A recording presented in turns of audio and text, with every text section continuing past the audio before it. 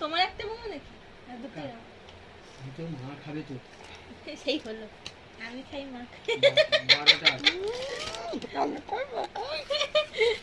এইগুলো সব তো চলা উঠছে তো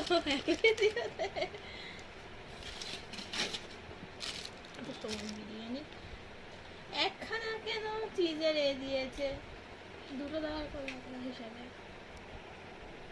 আমি মোটা হবো ওনাদের খেয়েছি।